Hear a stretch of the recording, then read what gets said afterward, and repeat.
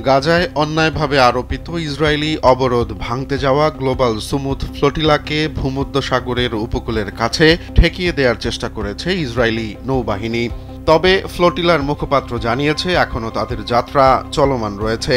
কাতার ভিত্তিক আন্তর্জাতিক সংবাদ মাধ্যম আল জাজিরার খবরে বলা হয়েছে, ইসরায়েলি নৌবাহিনী গাজামুখী আন্তর্জাতিক সহায়তা বহর থেকে অন্তত 200 জন মানবাধিকার কর্মীকে আটক করেছে। এদের মধ্যে আলোচিত মানবাধিকার কর্মী গ্রেটা থুনবার্গও আছেন। নিন মজাদার গোলমার্ক পপ, কুড়মুড়ে বাইটে ফুরফুরে লাইফ। প্রতিবেদনটিতে বলা হয়েছে, ইসরায়েলি অবরোধ ভেঙে গাজা উপকূলে সহায়তা পৌঁছে দেয়া ও ইসরায়েলের নৌ অবরোধ ভাঙার চেষ্টা করতে 40টিরও বেশি নৌযানে বিশ্বের বিভিন্ন দেশের শত শত মানবাধিকার কর্মী গ্লোবাল সুমুদ ফ্লোটিলায় ভ্রমণ করছেন। তবে ইসরায়েল এর আগেও এমন একটি ফ্লোটিলার আয়োজনকে পণ্ড করে দেয়। এবারের যাত্রাও বিভিন্নভাবে বাধাগ্রস্ত করার চেষ্টা করেছে ইসরায়েল।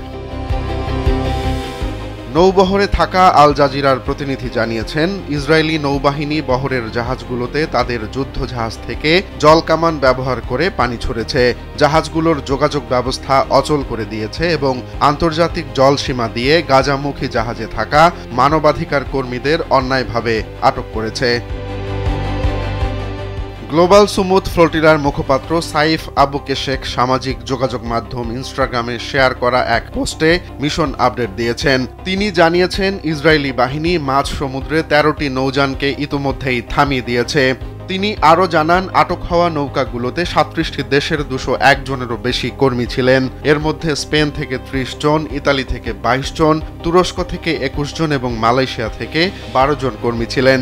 তিনি বলেন, ইসরায়েল বিভিন্ন নৌযান থেকে অধিকার কর্মীদের আটক করার পরও মিশন চলছে। অন্যান্য নৌযানগুলো এখনও ভূমধ্যসাগর পাড়ি দিয়ে গাজা অবরোধ ভাঙার চেষ্টা করছে। এর আগে গ্লোবাল সুমুদ ফ্লোটিলার নৌযানগুলো গাজা উপত্যকার উপকূল থেকে মাত্র 50 কিলোমিটার দূরে অবস্থান করছিল। এই বিষয়ে আবু কেশেক বলেন, আমাদের প্রায় 30টি জাহাজ এখনও দখলদার বাহিনীর সামরিক নৌযানের বাধা এড়িয়ে গাজা উপকূলে পৌঁছানোর চেষ্টা করছে। তারা দৃঢ় প্রতিজ্ঞ, তারা অনুপ্রাণিত। ভোরের মধ্যে অবরোধ ভেঙে একসঙ্গে গাজায় পৌঁছানোর জন্য তারা সর্বোচ্চ চেষ্টা চালিয়ে যাচ্ছে। রোমান্স তালুকদার, কালবেলা।